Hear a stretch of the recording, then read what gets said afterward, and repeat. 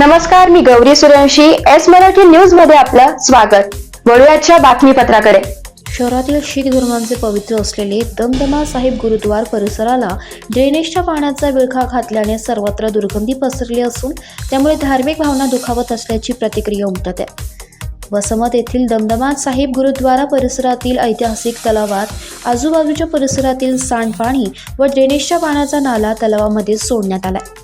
गुरुद्वार तख्त सचखंड श्री हुजूर साहेबांच्या व्यवस्थापन व अखत्यारीत ऐतिहासिक गुरुद्वारा दमदमा साहिब वसमत नगरला येतो.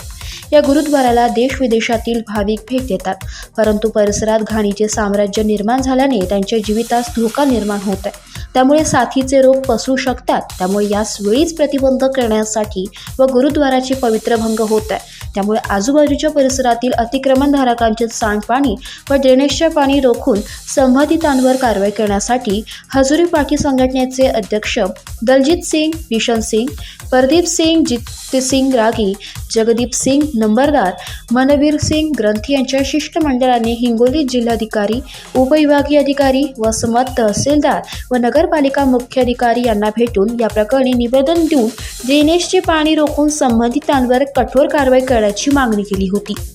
वसमत नगर परिषदेला 5 महिन्यांपूर्वी निवेदन दिले असताना देखील प्रशासनाच्या वतीने कोणतीही कारवाई करण्यात येत नसल्याने प्रशासन जाणीवपूर्वक गुरुद्वारा परिसराला घाणीच्या विळख्यात लोटत आहे की काय असा प्रश्न निर्माण होत आहे.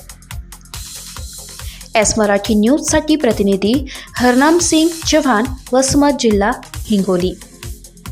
अशाच ताज्या घडामोडी जाणून घेण्यासाठी आमच्या एस मराठी न्यूजला लाईक करा, शेअर करा, सबस्क्राईब करा आणि पाहत रहा एस मराठी न्यूज.